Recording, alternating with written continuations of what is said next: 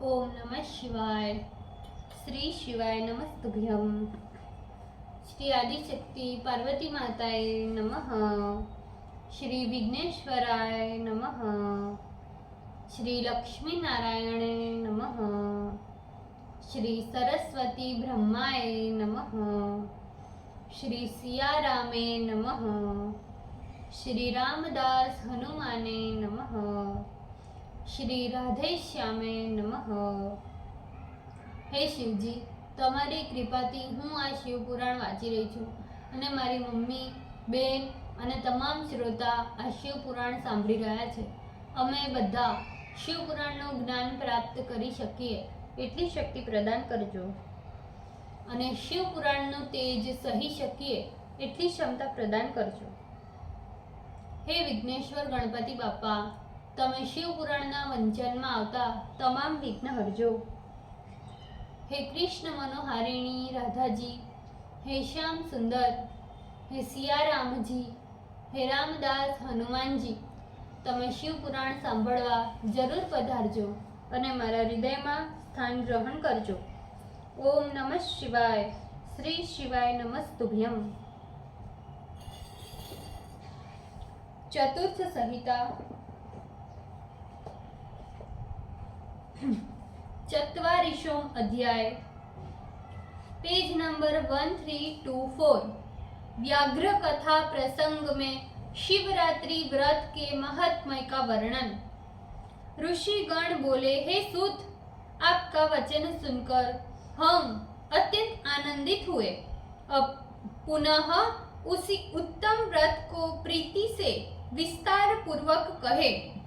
हे सूत, उस उत्तम व्रत का पहले किसने पालन किया? अज्ञान पूर्वक इस व्रत के करने से क्या फल प्राप्त होता है, इसे भी कहिए। सुत जी बोले, हे ऋषि गणों, मैं इस विषय में संपूर्ण पापों को नाश करने वाले एक निषाद का पुराना इतिहास कहता हूँ, उसे सुनिए। पूर्व काल में किसी वन में गुरु ध्रुव नाम का एक भील रहता था। वह कुटुंबी, बलवान तथा नित्य क्रूर कर्म करने में तत्पर रहता था और सदैव वन में जाकर पशुओं का वध करता और वहीं निवास करते हुए अनेक प्रकार की चोरी किया करता था। उसने बाल्यावस्था से कभी भी कोई भी शुभ कर्म किया ही नहीं। इस प्रकार कुत्सित आचरण करते हुए वन में उस दुरात्मा व्याघ्र की बहुत सी अवस्था बीत गई। किसी समय शिवरात्रि का दिन आया, परंतु उस दुष्ट आत्मा को वन में निवास करने के कारण कुछ भी ज्ञान न रहा। उस दिन भूखे हुए उसके माता पिता तथा स्त्री ने उससे प्रार्थना की कि हे वनचर, हम लोग भूख से तड़प रहे हैं, अतः हमें भोजन दो। उनकी इस प्रकार की प्रार्थना सुन वह भील धनुष ले वन्य जंतुओं को मारने के लिए खोज करता हुआ सारे वन में भटकने लगा। किंतु दुर्भाग्य से उस दिन उसके हाथ कुछ भी नहीं लगा। इधर सूर्यास्त भी हो गया। इससे वह और भी बहुत दुखी हुआ। वह अपने मन में विचार करने लगा कि अब क्या करूं, कहाँ जाऊं। आज मुझे कोई शिकार नहीं मिला। आज घर के बालकों एवं माता पिता की क्या दशा होगी, मेरी स्त्री का क्या हाल होगा। अतः मुझे आज यहाँ से कुछ लेकर ही घर जाना उचित होगा। बिना भोजन लिए घर जाना व्यर्थ है। इस प्रकार विचार कर वह व्याघ्र किसी जलाशय के समीप गया और जहाँ जल में उतरने के लिए घाट था, वहां जाकर बैठ गया। अवश्य ही इस स्थान पर जल पीने के लिए कोई जंतु आएगा, फिर उसे मारकर मैं अपना कार्य सिद्ध कर कृत्य हो आनंद पूर्वक घर चला जाऊंगा। ऐसा विचार कर वह भील जल लेकर पास में ही स्थित किसी बिल्व वृक्ष पर चढ़कर बैठ गया। कब कोई जीव आवे और कब मैं उसे मारूं, ऐसा मन में विचार करता हुआ वह भूखा प्यासा व्याध जंगली जानवरों की प्रतीक्षा करने लगा। रात के प्रथम प्रहर में प्यास से व्याकुल हुई एक हिरणी चकित हो इधर उधर ताकती कुत्ती फांकती वहां आई। हे विष्णु, उस मृगी को आई देख भील ने प्रसन्न हो उसे मारने के लिए धनुष बाण पर चढ़ाया।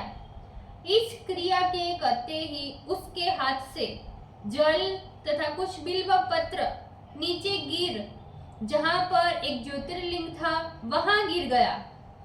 इस प्रकार महादेव की प्रथम प्रहर में की पूजा व्याध के द्वारा संपूर्ण हो गई, जिसके प्रताप से उसके सारे पाप नष्ट हो गए।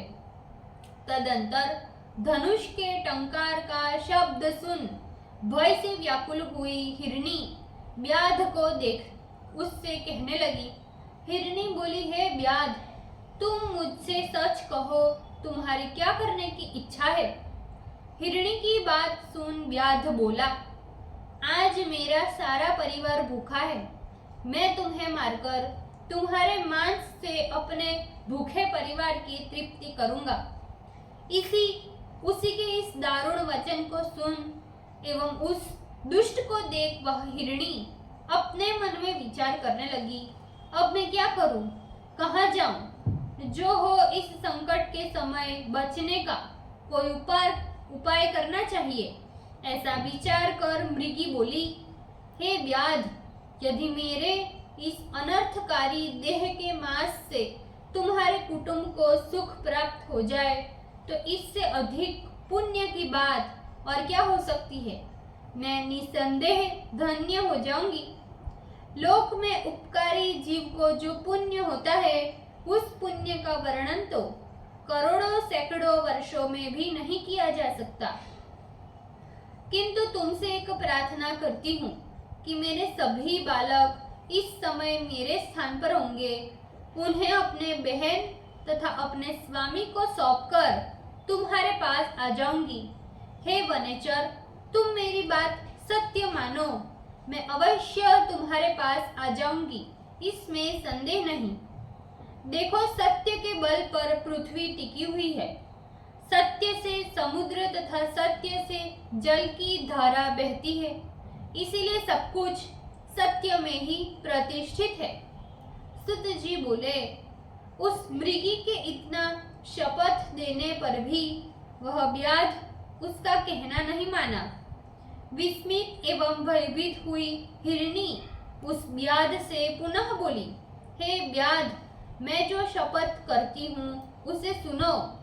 मैं शपथ कर कहती हूँ कि यदि अपने घर जाकर पुनः तुम्हारे पास न लौटूं तो वेद विक्रयी एवं त्रिकाल संध्योपासनहीन ब्राह्मण को जो पाप लगता है, कार्यसक्त स्त्री को अपने स्वामी की आज्ञा उल्लंघन करने में जो पाप लगता है, कृतघ्नि को जो पाप लगता है, शिव विमुख मनुष्य को जो पाप लगता है, परद्रोही को जो पाप लगता है, धर्म का उल्लंघन करने वालों को जो पाप लगता है, विश्वासघाती एवं कपटी को जो पाप लगता है, ये सब पाप मुझे लगे यदि मैं तुम्हारे पास ना लौटूं तो।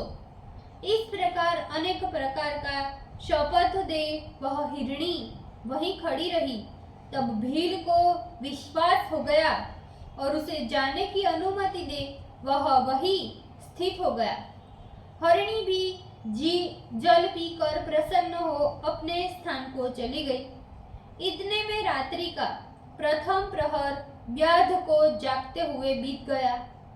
उस मृगी की बहन दूसरी हिरणी उत्कुंठा पूर्वक उसे खोजती हुई प्यासी जल पीने के लिए उस सरोवर के समीप पहुंची।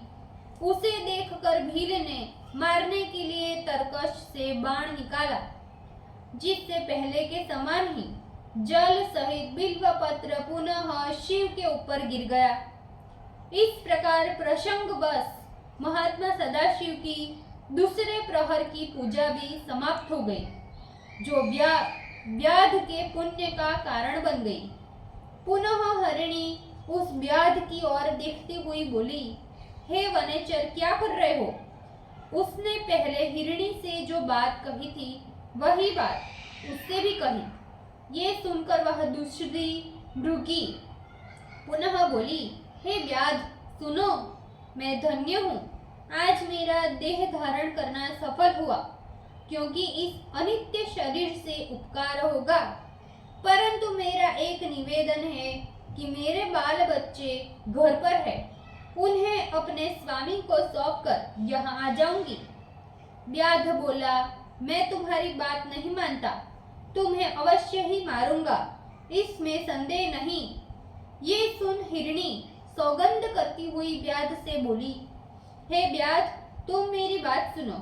यदि मैं लौटकर न आऊं तो आप अपनी बात से विचलित होने वाले का जिस प्रकार सुकृत नष्ट हो जाता है, अथवा जो मनुष्य अपनी विवाहिता स्त्री को छोड़कर दूसरी स्त्री से संभोग करता है, उसको जो पाप लगता है, अथवा वेद धर्म का उल्लंघन कर मनमान्य मार्ग से चलने वालों को जो पाप लगता है,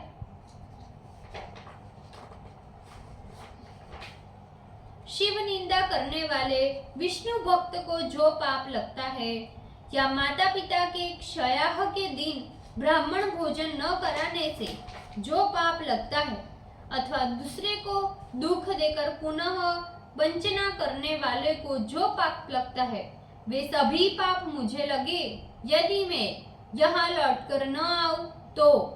सुत जी बोले, मृगी की इस प्रकार की शपथ को सुनकर व्याध ने उसे भी जाने की अनुमति दे दी। ओम नमः शिवाय। श्री शिवाय नमस्तुभ्यम। भूल चूक माफ करजो शिवजी, कृपा રાખજો। આજના શિવપુરાણના વંચનનો પુણ્ય મને પ્રદાન કરજો શિવજી। ઓમ નમઃ શિવાય। શ્રી શિવાય નમસ્તુભ્યમ।